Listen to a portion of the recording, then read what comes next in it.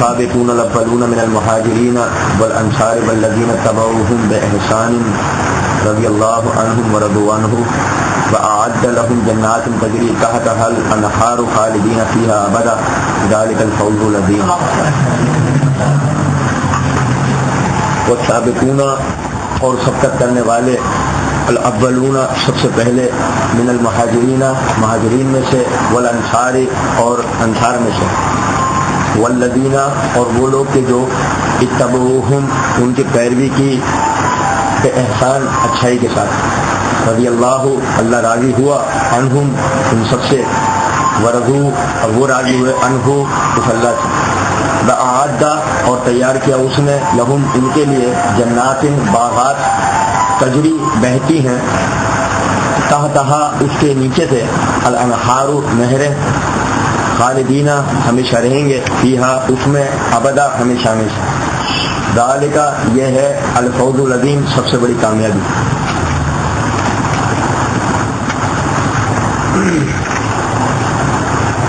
جیسے کہ پچھلے دونوں دنوں کے درس میں ہم نے یہ آیت تو بار بار پڑھی ہے، اور میں نے شروع میں بتایا تھا کہ یہ آیت ایسی ہے کہ اگر ہم اس کا صحیح معنوں میں تشریح و تفسیر کا میرے جیسا ناقص العلم کوشش کرے اس کی تشریح کے لیے، تو 1-1.5 مہینہ بھی اگر اس کو پڑھے تو بھی اس کا حق ادا نہیں کر سکتا. اللہ تبارک و تعالی نے اس آیت کے اندر ان لوگوں کا تذکرہ کیا ہے کہ جن لوگوں سے اللہ تبارک و تعالی دنیا ہی میں راضی ہو گیا تھا. بات ہم نے پہلے گروہ کے متعلق پڑھا، اللہ نے فرمایا السابقون الاولون، ہم نے پہلے دن پڑھا سابقین اولین کون ہیں، من المہاجرین والانصار ہم نے پڑھا مہاجرین اور انصار کون ہیں. تیسرا گروہ ہے والذین اتبعوہم باحسان، جیسے کہ میں نے پہلے بھی بتایا تھا سیاق آیت کے اعتبار سے السابقون الاولون من المہاجرین وہ مہاجرین میں داخل ہیں، لیکن میں نے بات سمجھانے کے لیے اس گروہ کو آپ کو الگ سمجھایا تھا. والذین اتبعوہم باحسان کو پڑھنے سے پہلے میں ایک چیز آپ لوگوں کو بتا دوں، کئی مرتبہ درس میں آئی ہے، بات توحید کے اندر شامل ہے، تو اس لیے میں پہلے بتاتا ہوا جاتا ہوں. دیکھیے اللہ تبارک و تعالیٰ نے انسان کو جو پیدا کیا ہے اس کی پیدائش کا مقصد کیا ہے، وما خلقت الجن والانس الا لیعبدون، میں نے جنوں اور انسانوں کو اپنی عبادت کے لیے پیدا کیا. اور جب کسی بھی چیز کا، یعنی کہ ہم ویسے اپنے دنیاوی اعتبار سے بھی سمجھتے ہیں اس بات کو کہ جب کوئی بھی چیز اپنے اصل مقصد سے ہٹ جاتی ہے، مثلا کوئی کمپنی کوئی چیز بنائے، ٹھیک ہے نا، اور وہ جو پیس جو انہوں نے بنایا ہے وہ اپنے اصل مقصد سے ہٹ جائے، خراب ہو جائے، تو اس کام کو چھوڑ دے، تو پھر وہ چیز جو ہے وہ کباڑ میں پھینکنے کے لائق ہوتا ہے، ختم کر دینے کے لائق ہوتا ہے، وہ اس قابل نہیں ہوتا کہ اس چیز سے کوئی کام لیا جا سکتا ہو. انسان کی پیدائش کا مقصد اللہ نے کیا بیان کرا، وما خلقت الجن والانس الا لیعبدون، میں نے جنوں اور انسانوں کو اپنی عبادت کے لیے پیدا کیا ہے. ٹھیک ہے، اب اس کے بعد پیدا جو کیا انسان کو کس طریقے سے پیدا کیا، آدم علیہ السلام کا واقعہ پورا ہم سورہ بقرہ اور سورہ اعراف میں پڑھ چکے تفصیل. اب کیا کہ آدم علیہ السلام کی تخلیق کے اندر ہمیں ایک خاص نصیحت ان کے واقعے میں ہمیں جو ملتی ہے، اللہ تبارک و تعالیٰ نے ان کے ہدایت کے لیے کوئی راستہ نہیں رکھا تھا. ان کی ہدایت کے لیے مثلاً آدم علیہ السلام کی بعد شیطان نے گمراہیاں پھیلائی. پہلے آدم علیہ السلام کی تخلیق ہوئی ہے، آدم علیہ السلام آپ لوگ واقعہ جانتے ہی ہیں کہ جنت کے اندر کس طریقے سے وہ معاملہ ہوا. بہرحال تو اس سے پہلے اللہ تبارک و تعالیٰ نے صرف ایک انسان کو آزمانے کے لیے جائز ناجائز حرام و حلال کی تمیز سکھانے کے لیے ایک چھوٹی سی بات انسان کے آگے رکھ دی. وہ کیا کہ پوری جنت اللہ نے تخلیق کی، پوری جنت اللہ نے تخلیق کی ہے، اور اللہ تبارک و تعالیٰ نے جنت کو، تمام کی تمام جنت کو حلال رکھا ہے. تمام جنت حلال ہے، جنت میں کوئی حرام چیز ہے؟ شراب ہے نا، ہے نا، لیکن اللہ تبارک و تعالیٰ نے اس شراب کے لکھا ہے کہ وہ شراب نشہ نہیں دیتی، وہ شراب پانی دیتی، وہ شراب جو ہے وہ نشہ نہیں دیتی ہے. بات آ رہی سمجھ میں؟ اب کیا کہ باقاعدہ یعنی اللہ تبارک و تعالیٰ نے ان کو یہ حکم دیا کہ فَكُلَا مِنْهَا حَيْثُ شِئْتُمَا، کہ جہاں سے تمہارا دل کرے اس جنت میں جاؤ، کھاؤ اور پیو. وَلَا تَقْرَبَا هَذِهِ الشَّجَرَةَ فَتَكُونَ مِنَ الظَّالِمِينَ، اس درخت کے پاس مت جانا تم. وہ درخت حرام تھا, ہو گیا. ایسے بنتی ہے حرام حلال, ایسے ہوتا ہے. سور اللہ نے پیدا کیا ہے, شیطان نے نہیں پیدا کیا, لیکن سور کا گوشت کھانے کا منع کیا اللہ نے. شراب انگور سے بنتی ہے, انگور پیدا کیا ہے اللہ نے, انگور پیدا کیا اللہ نے, انگور کھانے کا اللہ نے منع نہیں کرا ہے. شراب کا بھی اللہ چاہتے تو منع نہیں کرتے, ٹھیک ہے, لیکن اللہ نے شراب سے منع کیا تو شراب بھی حرام ہوئی.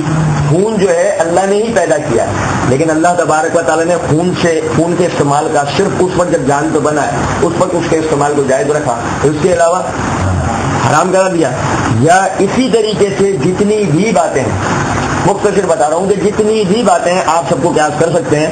پیدا سب کو اللہ نے کیا ہے, ہر چیز تخلیق اللہ نے کی ہے, لیکن اپنے بندوں کی آزمائش کے لیے بعض چیزوں کو حلال اور بعض کو حرام قرار دیا. اب اگر بندہ اس پر پورا نہیں اترتا تو نتیجتاً بندہ کیا ہے, نتیجتاً بندہ نافرمان ہے اللہ کا اور اپنے اصل مقصد سے ہٹ گیا ہے. عبودیت کے معنی یعنی عبادت کے معنی کیا ہے, عابد کے معنی کیا ہے کہ بندہ جو اس کا معبود الہ اللہ جو بھی بندے کو حکم دیتا ہے وہ حلال میں دیتا ہے, وہ حرام میں دیتا ہے, وہ جائز میں دیتا ہے, وہ ناجائز میں دیتا ہے. بندے کے اوپر لازم کیا ہے, بندہ اس حکم کو ایز اٹ از تسلیم کرے اور اس پر اگر وہ عمل کے لائق حکم ہے تو اس پر عمل کرے. مثلا نبی اکرم صلی اللہ علیہ وسلم کی نبوت کو تسلیم کرنا ہے, خود نبی نہیں بننا. آپ صلی اللہ علیہ وسلم کی نبوت کو تسلیم کرنا ہے, آپ کی پیروی کرنی ہے, خود دین نہیں گھڑنا, خود مسئلے نہیں گھڑنا. بات آ نہیں سمجھ میں؟ لیکن اب کیا, نماز رسول اللہ صلی اللہ علیہ وسلم نے بھی پڑھی ہے, نماز آپ کو بھی پڑھنی ہے. روزہ رسول اللہ صلی اللہ علیہ وسلم نے بھی رکھا ہے, روزہ آپ کو بھی رکھنا ہے. بات آ رہی ہے سمجھ میں؟ جس چیز کے بارے میں اللہ نے عمل کا حکم دیا اس پر عمل کیے بغیر ہماری نجات نہیں ہوگی. وما خلقت الجن والانس الا لیعبدون, میں نے جنوں اور انسانوں کو اپنی عبادت کے لیے پیدا کرا. بات آ رہی ہے سمجھ میں؟ اب یہاں سے یہ بات سمجھنے کی ہے, آدم علیہ السلام کو جب اللہ نے دنیا میں اتارا, ہم سورہ بقرہ میں پڑھ کیا ہے کہ اللہ تبارک و تعالیٰ نے ان پر یہ وحی اتاری تھی کہ اب تمہاری طرف میرے پاس سے ہدایات اتریں گی اور تم میں سے جس نے بھی ان ہدایات کی پیروی کری وہ اسی جنت میں اب دوبارہ داخل کیا جائے گا.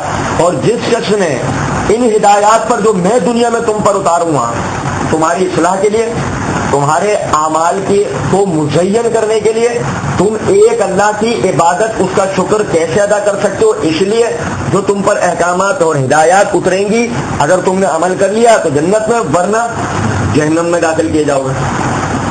یہ سلسلہ چلتا رہا.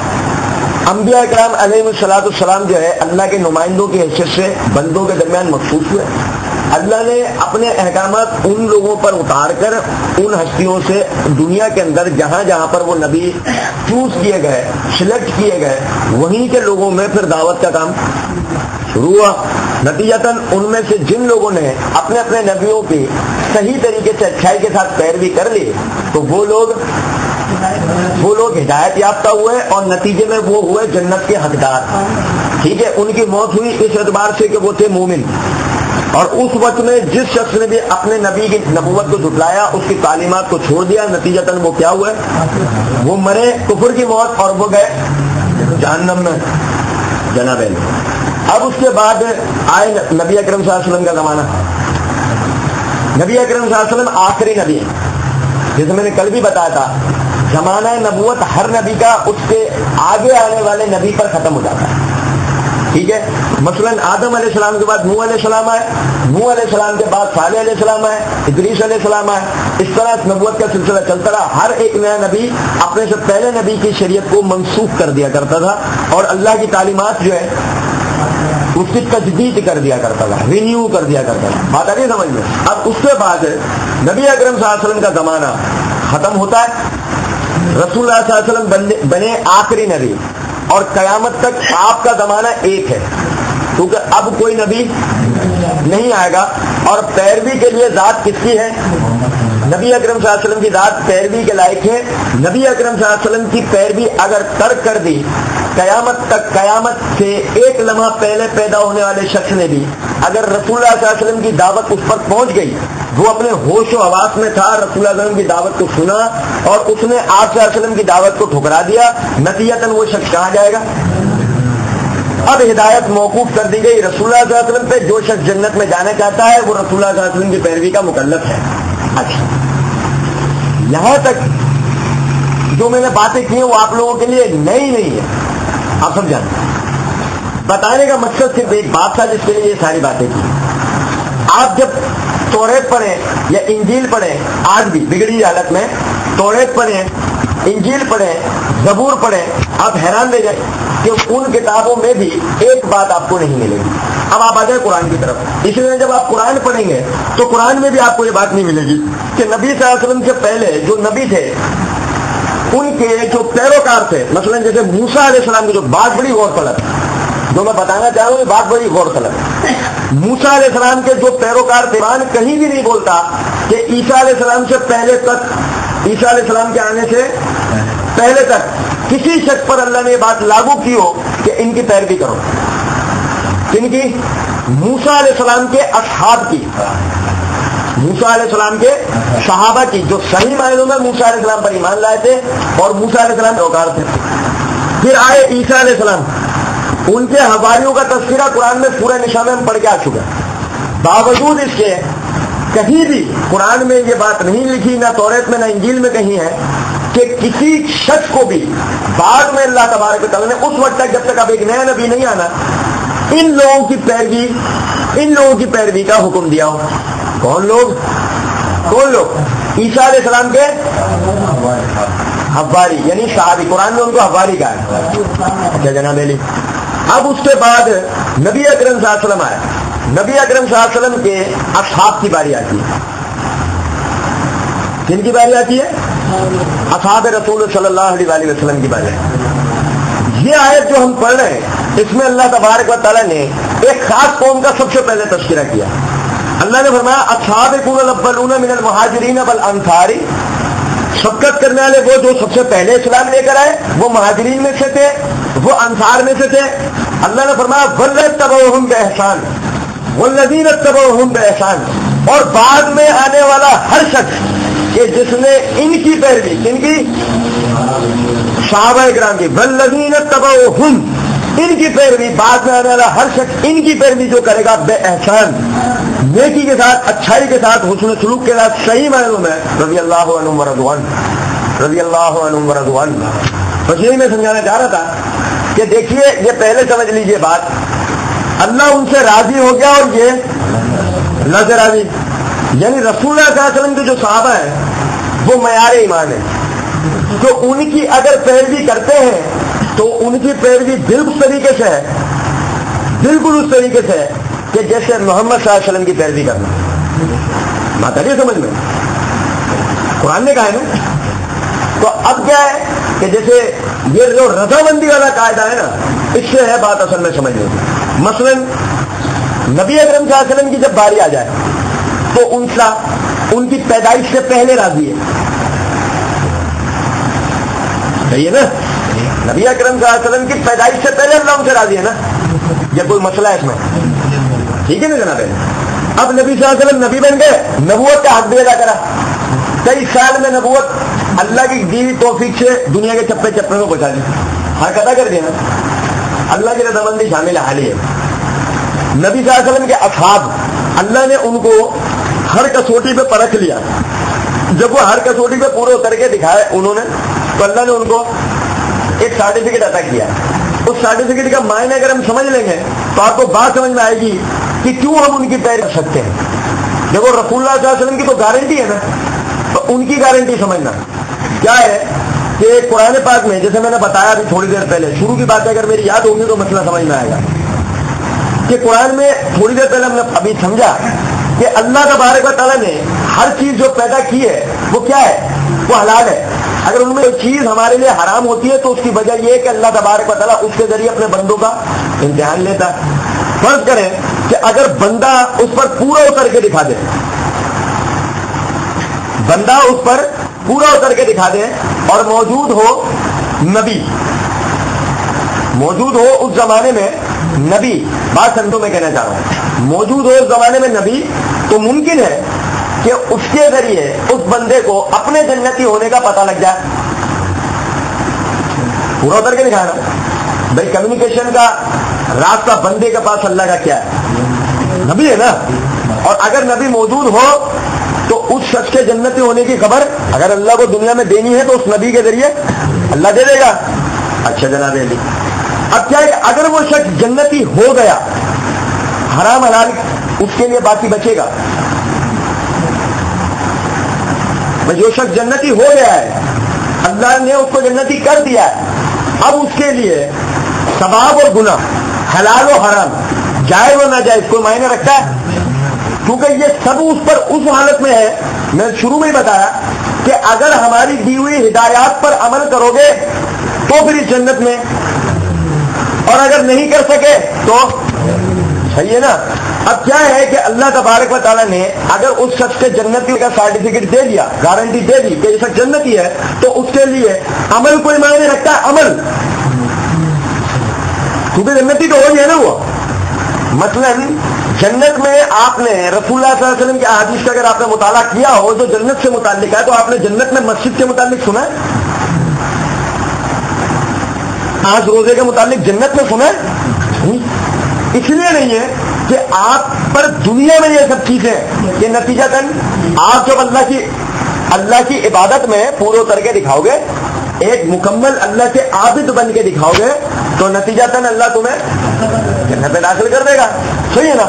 اور جنت میں تم پر سے یہ ساری تکلیف بھائی تکلیف ویسے نہیں ہے، تو ہی سمجھیں کہ تکلیف ویسے نہیں ہے.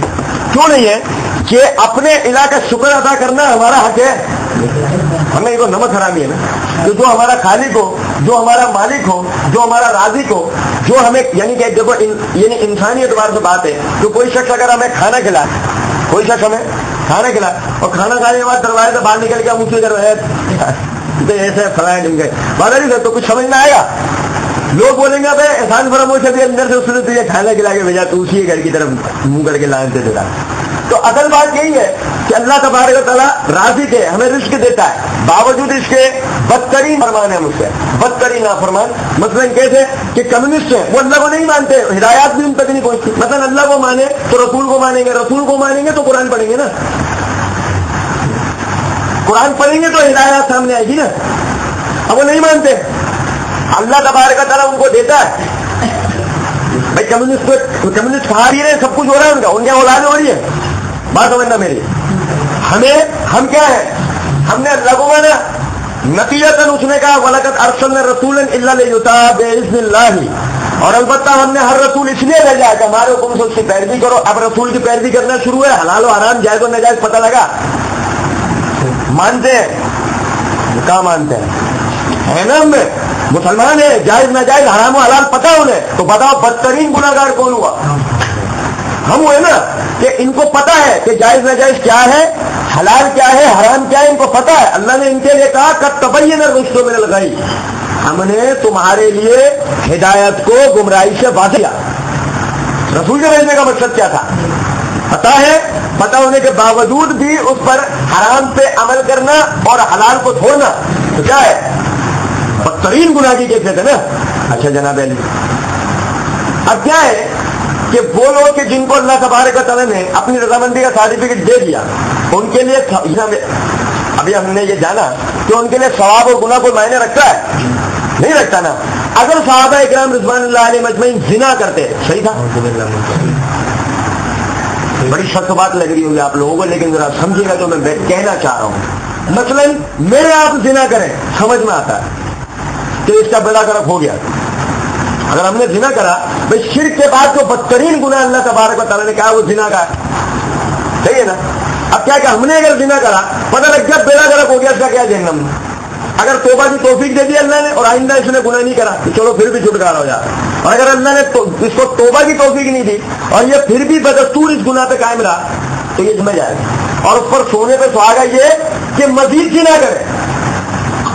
بات آ رہی ہے سمجھ میں؟ صحابہ اکرام رضوان اللہ علیہم اجمعین، اگر مثال دے رہا ہوں میں آپ کو، فرض کر لو اگر وہ زنا کرتے تو کیا ان کی پکڑ ہوتی؟ آواز ہی نہیں نکل رہی بیچاروں میں، ایک گھنٹے سے چیخ رہا ہوں.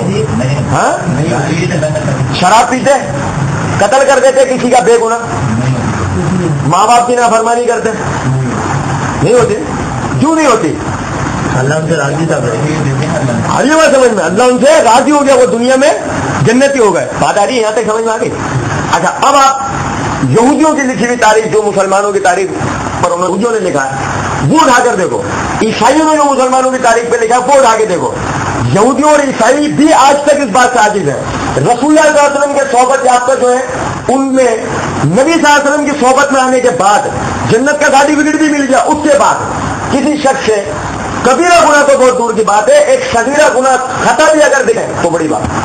تاریخ کے برکے ان کی نیکیوں سے تو بھرے پڑے، تاریخ کے برکے ان کے اعمال سے تو بھرے پڑے کہ ان کے نیک اعمال، ان کے کیے ہوئے کام، ان کی کی ہوئی اسلام کے لیے خدمتیں، ان کے رات دن اپنے قربان کرنا اللہ کے دین کے لیے، یہ تو آپ کو ملے گا تاریخ کے اندر. لیکن ان سے ایک رتی برابر بھی گناہ کا شائبہ، یہ کون ہے؟ بات آ رہی سمجھ میں؟ تو اگر ان کی پیروی کریں، ہے نا لائق ایمان، ہے نا ایسے لوگ کہ ان کی پیروی کی جا سکتی. اللہ نے فرمایا والذین اتبعوہم بإحسان، پھر جن لوگوں نے ان کی پیروی، کن کی؟ اس مقدس گروہ کی پیروی حسن سلوک کے ساتھ، صحیح معنوں میں نیکی کے ساتھ، کے ساتھ کی، اللہ ان سے راضی ہوگا، یہ اللہ سے راضی ہوگا. صحیح ہے. اب وہ جو گروہ ہے وہ گروہ کون سا گروہ ہے؟ دیکھیے، نبی اکرم صلی اللہ علیہ وسلم کے بعد اصحاب رسول کا زمانہ ہے. نبی صلی اللہ علیہ وسلم کی حدیث ہے خیر القرون کرنی، کم عربی میں کہتے ہیں 111 سال. کہتے ہیں نبی صلی اللہ علیہ وسلم فرمایا خیر القرون کرنی، سب سے بہترین زمانہ میرا زمانہ، یعنی کتنا ہوگا؟ 111 سال. نبی صلی اللہ علیہ وسلم فرمایا ثم الذی یلونہم، ثم الذی یلونہم، پھر اس سے بعد کا اور پھر اس کے بعد کا کتنا ہوگا؟ 333 سال. 333 کی رسول اللہ صلی اللہ علیہ وسلم نے بشارت دی کہ یہ بہترین زمانے ہے، یہ بہترین زمانے ہیں. نبی صلی اللہ علیہ وسلم بہترین کہہ رہے ہیں، مطلب کہنے کا یہ ہے کہ یہ ایسے زمانے ہیں کہ ان میں اسلام نظر آئے گا آپ کو مکمل اسلام. یعنی اگر کوئی معاشرہ اپنا سدھار کرنا چاہتا ہے تو ان 3 صدیوں میں مسلمان معاشرے پر نظر ڈال لے. بات آ رہی ہے سمجھ میں؟ اچھا جی، صحابہ اکرام میں سے آخری صحابی کا انتقال مجھ ناقص العلم کے مطابق 111 ہجری ہے. کتنا؟ 111 ہجری میں آخری صحابی کا انتقال ہوا ہے. رسول اللہ صلی اللہ علیہ وسلم کی انتقال ہوا 11 ہجری میں، مثلا 1 صدی پوری کے بعد رسول اللہ صلی اللہ علیہ وسلم کے سارے صحابہ اللہ کے دین کے لیے قربان ہو چکے تھے. یعنی 3 تاریخ کا تو جہادوں میں صرف، یعنی 3 تاریخ اللہ کے رسول کے جو ساتھی تھے وہ جہادوں میں قربان ہوئے. 1 تاریخ کو بچے وہ اللہ کے دین کی خدمت کرتے ہوئے مختلف غازیوں سے انہوں نے اپنی قربانیاں پیش کی. نتیجے میں اب اس کے بعد اللہ کے دین کو کس کے کندھوں پر آنا ہے؟ دیکھو نا، اب تک اسلام زندہ ہے کس پر؟ کسی کربلا کے بعد زندہ نہیں ہوتا. بات سمجھ رہے؟ اسلام رسول اللہ صلی اللہ علیہ وسلم کے ساتھیوں کے کندھوں پر زندہ ہوا ہے. بات آ رہی ہے سمجھ میں؟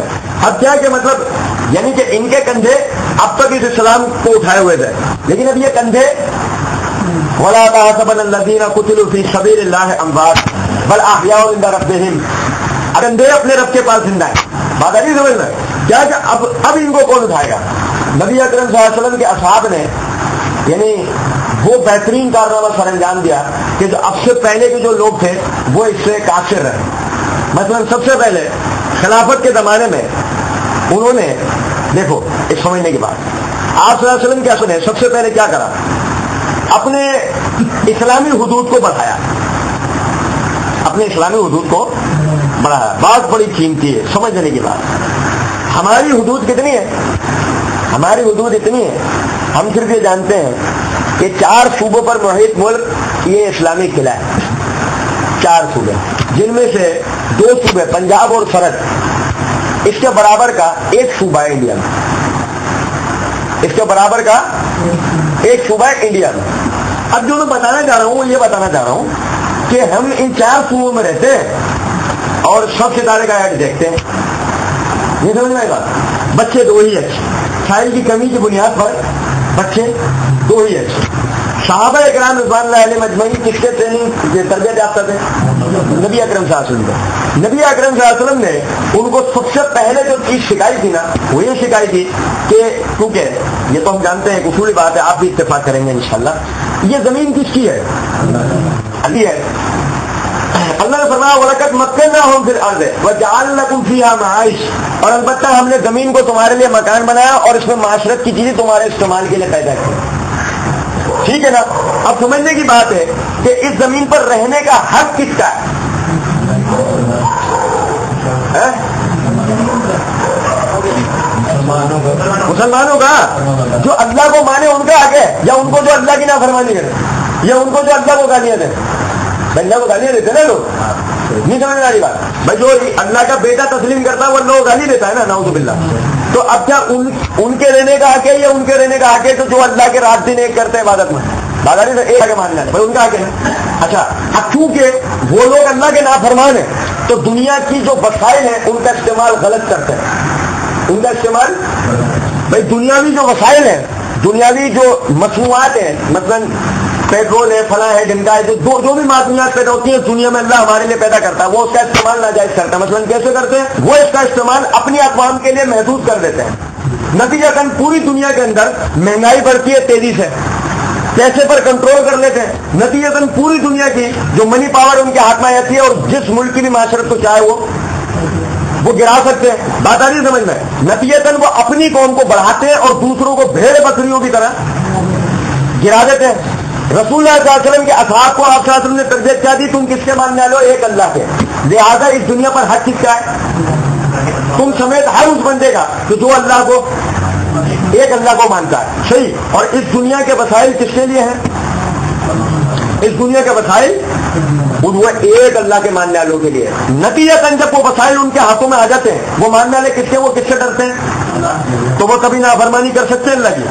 اللہ تبارک و تعالیٰ نے سختی سے منع کرا اس کے لیے, نا انصافی کے لیے منع کرا نا. اللہ نے قوم پرستی سے منع کرا, اللہ نے مذہب پرستی سے منع کرا. مثلا یہ کہ اگر ایک اللہ نے فرمایا لا اکراہ فی الدین, دین پر نہیں ہے. اگر کوئی شخص تمہارے دین کو تسلیم نہیں کرتا کوئی بات نہیں, اب اس تک ہے, اس کا جو حق ہے وہ پہنچا. خیبر کی جنگ کیوں ہوئی تھی؟ ناجائز ٹیکسز وصول کرتی تھی ان کی گورنمنٹ ان سے. نتیجتاً رسول اللہ صلی اللہ علیہ وسلم کے اصحاب نے وہاں حملہ کیا, حملہ کر کے خیبر کو فتح کیا. فتح کرنے کے بعد وہاں سے جو مال غنیمت ملا بقول نبی اکرم صلی اللہ علیہ وسلم کا حکم پہنچنے کے بعد وہ مال غنیمت وہیں کے غریبوں میں تقسیم کر دیا گیا. تو کیا مطلب ہے؟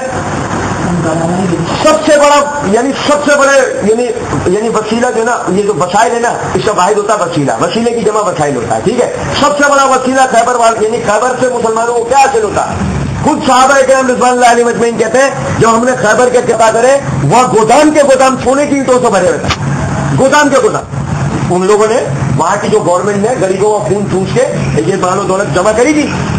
تو اس کے بعد ہم لوگ وہ سارا جو ہے ڈھیر میدان میں لا کے ہم نے جمع کر دیا. اب انتظار کر رہے تھے, رسول اللہ صلی اللہ علیہ وسلم کا حکم ہے مزید ہمیں ری انفورسمنٹ آئے, یعنی کیا مزید ہے. ہمارے سپاہی, ہمارے جو دوسرے بھائی ہیں وہ پہنچے اونٹ لے کے, کیونکہ اتنا مال کہاں سے لے کے جائیں گے ہم؟ حالانکہ ان کے پاس 1000 گھوڑے ہیں, 1000 اتنا مال نکلا ہے کہ 1000 گھوڑوں پہ وہ مال نہیں جا سکتا.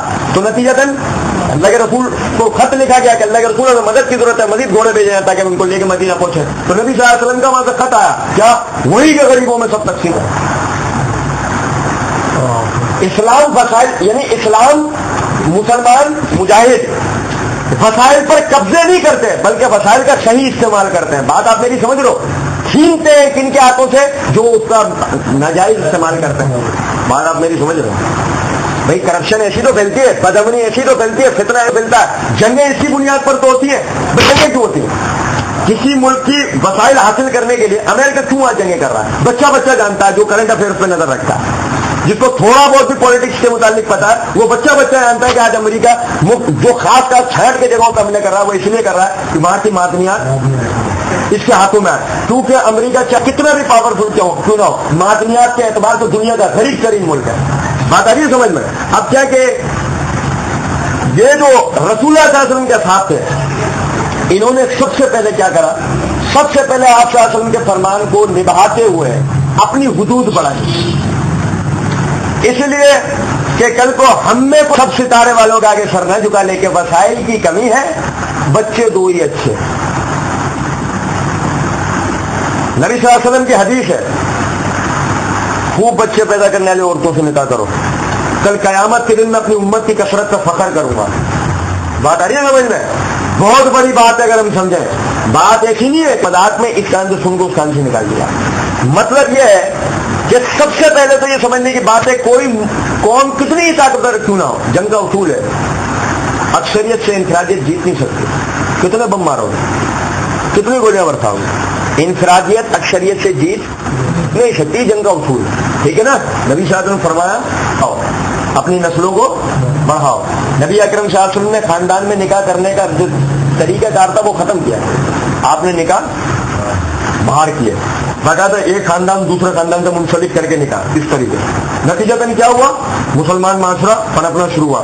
وہ فرض کرو اگر ایک سوڈانی ہے اس کا قد 6 فٹ ہے، اس کے سینے کی چوڑائی قدرتی جو ہے وہ 34-35 ہے، ایک عرب کی نہیں ہے۔ تو اب جب عرب اور سوڈانی کا نکاح ہو رہا ہے تو نتیجے میں جو اولاد پیدا ہو رہی ہے، نبی اکرم صلی اللہ علیہ وسلم ایک بہترین سائیکیٹرسٹ بھی تھے۔ آج سمجھ رہو، یہ تو ہم لوگ پتہ نہیں کون سا، ہمیں عقیدت کی دنیا میں زندہ ہے مسلمان، آج عقیدت کی دنیا میں زندہ ہے مسلمان، صلاۃ السلام پڑھنے میں مصروف۔ اگر اپنے رسول کی زندگی کو صحیح معنوں میں پڑھ لینا تو پتہ لگے ہمارے نبی سے بہترین حکمران کوئی ہے ہی نہیں۔ اگر واقعی اپنے نبی کی پیروی کرے تو اس طرح پوری دنیا پہ حکومت کرے جیسے ہمارے بزرگ کر کے گئے، جیسے ہمارے بڑے کر گئے۔ بہرحال بھائی، نبی اکرم صلی اللہ علیہ وسلم کی خواہش کے مطابق سب سے پہلے صحابہ کرام نے حدود بڑھائی تاکہ وسائل ہمارے کنٹرول۔ جب حدود بڑھ گئی، عمر رضی اللہ عنہ کو دورہ خلافت تک ہم کہاں پہنچے؟ نبی صلی اللہ علیہ وسلم کے پہلے ارمان تک۔ نبی صلی اللہ علیہ وسلم کیا چاہتے تھے؟ بیت المقدس ہمارا قبلہ اول تھا، کن کے ہاتھوں میں؟ مشرکوں کے ہاتھوں میں۔ اللہ کے گھر کے اندر، اللہ کے دوسرے گھر کے اندر، اللہ کا پہلا گھر کون سا؟ اللہ کے دوسرے گھر کے اندر جو سب سے قدیم گھر، ایسا گھر کہ جس میں انبیاء نے نماز پڑھی، رسول اللہ صلی اللہ علیہ وسلم نے امامت کی، بات آ رہی ہے سمجھ میں؟ ایسے گھر کے اندر بے غیرت کیا کرتے ہیں؟ بت پرستی کرتے ہیں، بات سمجھ رہے ہو؟ ہیکل سلیمانی کی پرستش کرتے ہیں۔ رسول اللہ صلی اللہ علیہ وسلم کا ارمان تھا بیت المقدس مومنوں کے ہاتھوں میں آ جائے تاکہ یہ شرک کی نجاست سے پاک۔ عمر رضی اللہ عنہ کا دورہ خلافت میں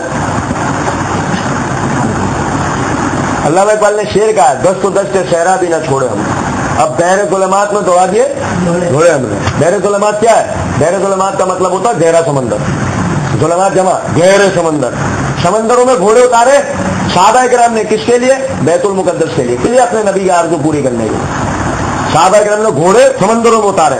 کیا وہ فوج چلی ہے اس پار، یہ بیچ میں دریا ہے، وہاں سے کمانڈر ان چیف ان کا کیا کہہ رہا، اس کو تھوڑی پار کرے، ان کی وجہ سے بھاگے اور بھاگ کے وہاں پہنچ گئے، یہ جتنی دیر میں آئے تو بیچ میں دریا پڑ گیا، اب کیا کریں؟ اب ان کے پیچھے کہاں جائیں؟ چھوڑ دیا یہاں سے تو بہت بڑی نفری لائیں گے۔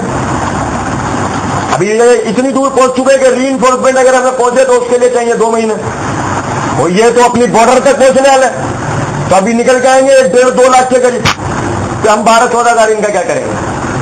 خالد بن ولید رضی اللہ عنہ کا گھوڑا تھا، ایک صحابی شہید، پتا ہے کو ایک صحابی شہید ہوا، دریا کراس کیا انہوں نے گھوڑوں پہ، اور شہید کتنے ہوئے؟ ایک صحابی شہید ہوا، اور نتیجتاً ان سب کو یہ بیت المقدس کے لیے جو جنگیں ہوئی ہیں ان میں۔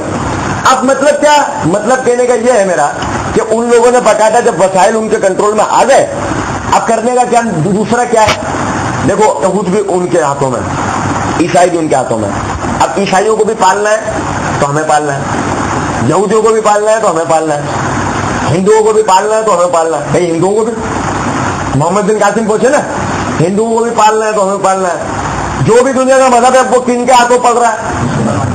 صحیح ہے بھائی، اب مسئلہ یہ وسائل سب میں آ جائے، باقاعدہ سب کو ان کے حق فراہم ہو رہا ہے، کسی کے ساتھ کوئی ظلم و ستم نہیں ہو رہا، سب معاملہ سیٹ ہے، اب ترقیاتی کام ہوں گے نا بھائی، اب ترقیاتی کام کرنا ہے۔ عثمان رضی اللہ عنہ کا دورہ خلافت، سب پورا دورہ خلافت میں سارا یہی کام ہوا، پوری دنیا جہاں 44 ریاستیں جو مسلمانوں کے کنٹرول میں تھی، ٹوٹل وہاں پر دینا ترقیاتی کام ہوا، مسجدیں، مدارس، کالجز، یونیورسٹیاں بننا، یہ فلاں ٹیم کرو۔ آپ بولو گے یونیورسٹی کالجز کا نام کیسے لے لیا سر؟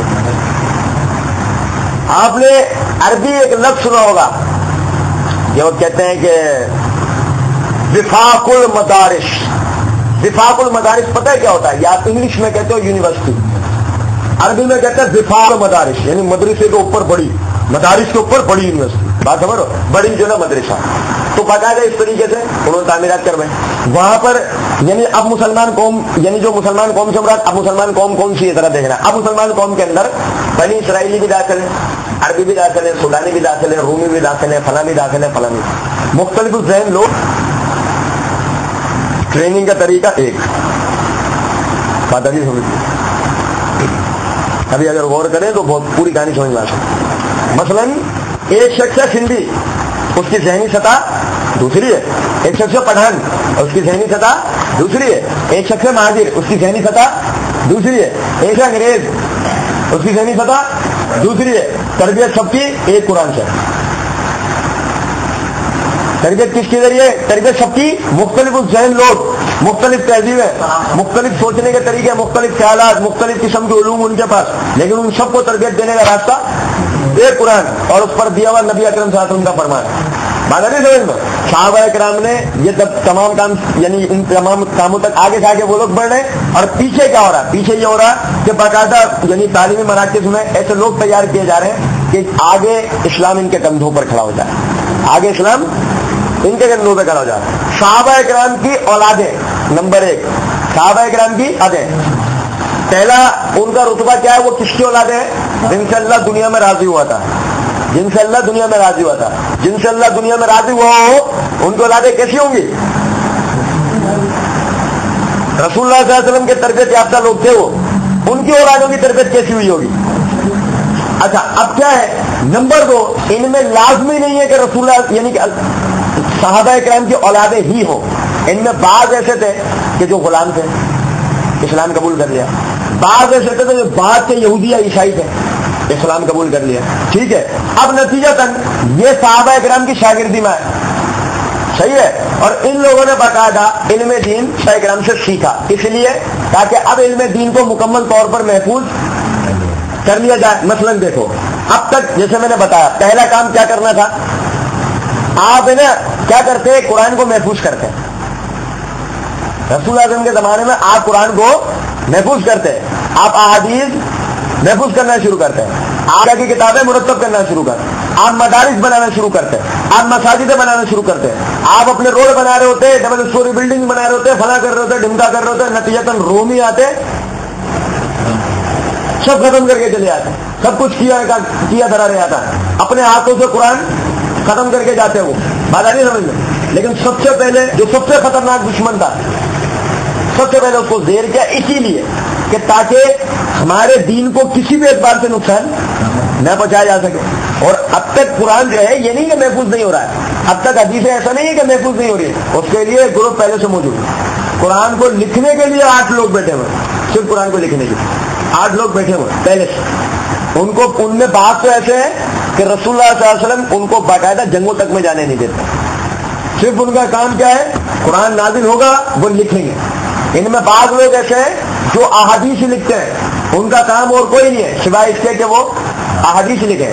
ان میں بعض لوگ ایسے ہیں جو عبرانی سیکھیں گے، جو سیانی سیکھیں گے، ان کا کام اور کوئی نہیں ہوگا. مثلا عبرانی سریانی کا مطلب کیا ہے؟ عبرانی زبان ہیبریو اور سریانی آپ کی آج بگڑی ہوئی انگلش. بات نہیں سمجھ میں؟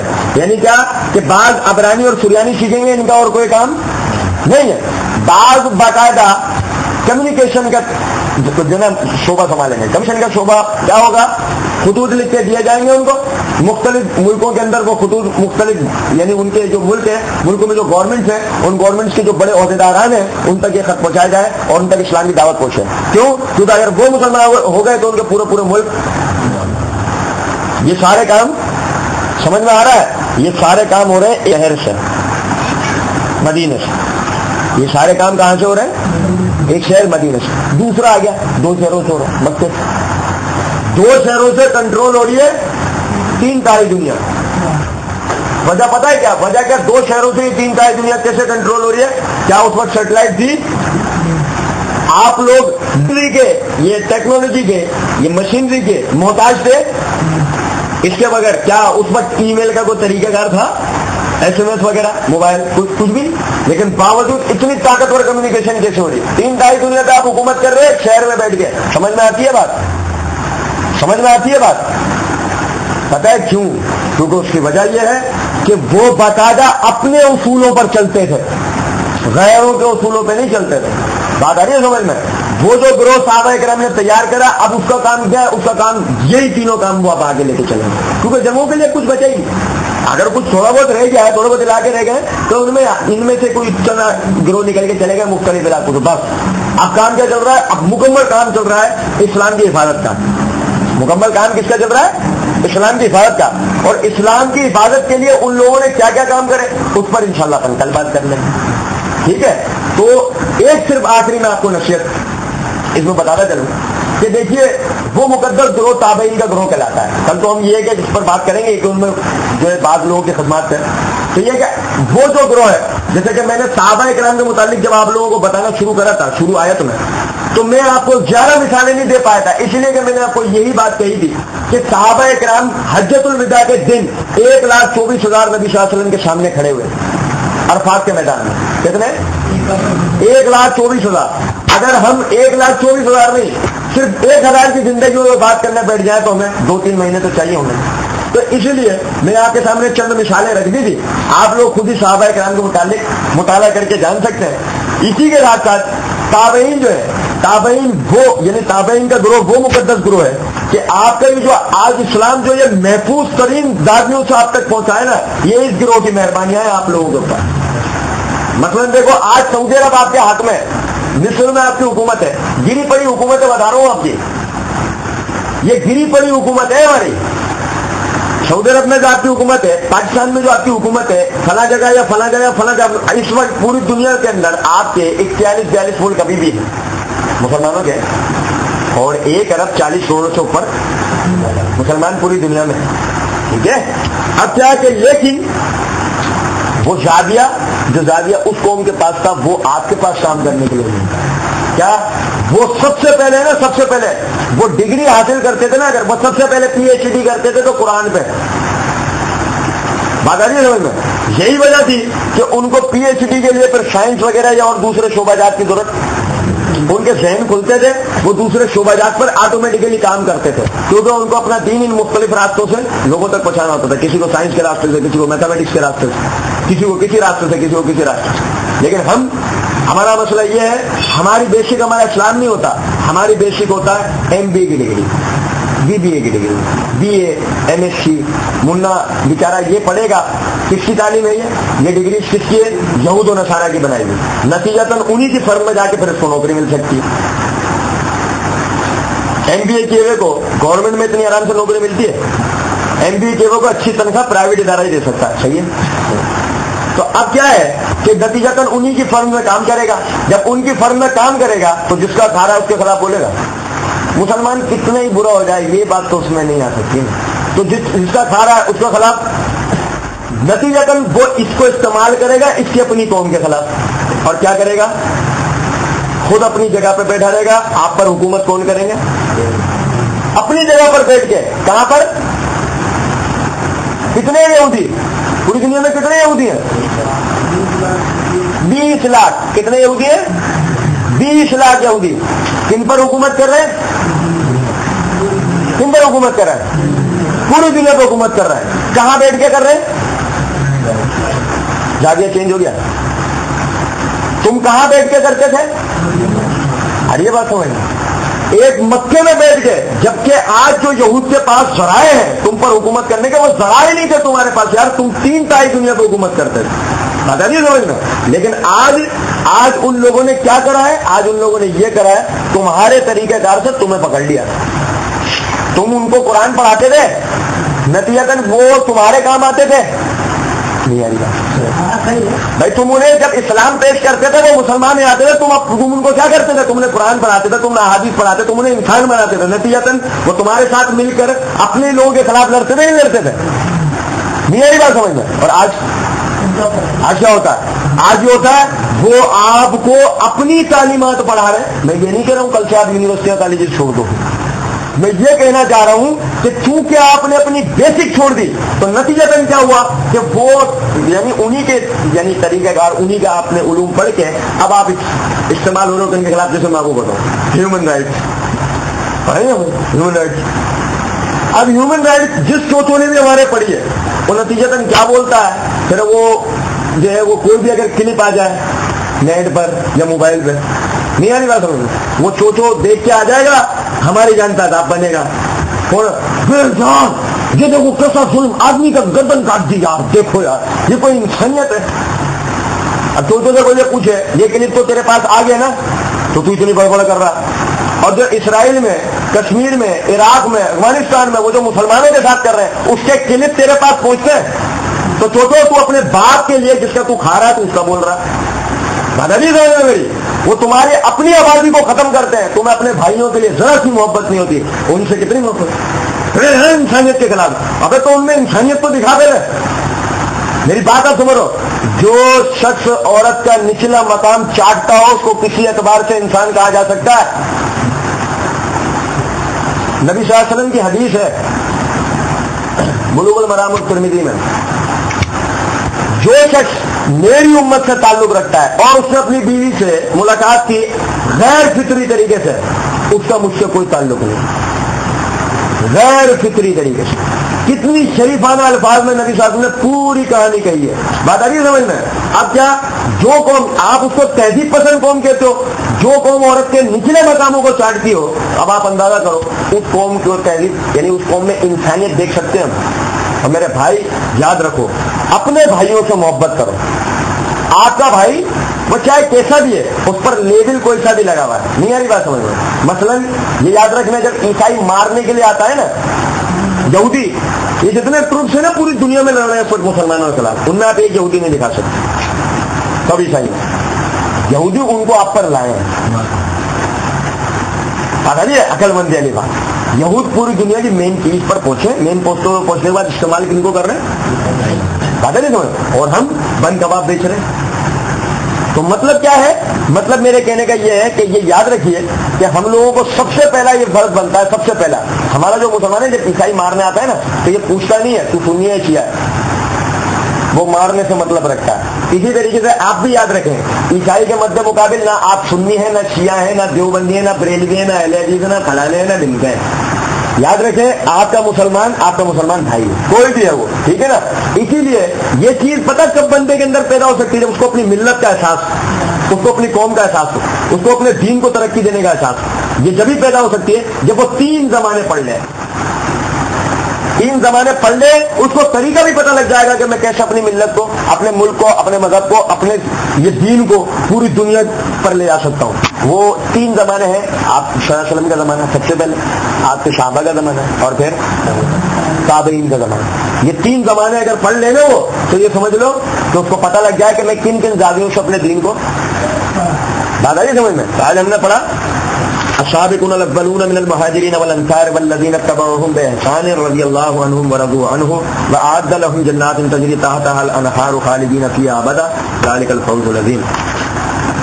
اور سب سے پہلے ایمان اور اسلام میں سبقت کرنے والے مہاجرین اور انصار میں سے اور جنہوں نے نیکی کے ساتھ ان کی پیروی کی اللہ ان سے راضی ہوا اور وہ اس سے راضی ہوئے اور اس نے ان کے لیے باغات تیار کیے ہیں جن کے نیچے نہریں بہتی ہیں وہ ان میں ہمیشہ ہمیشہ رہیں گے اور یہ بہت بڑی کامیابی ہے. وما علینا الا البلاغ.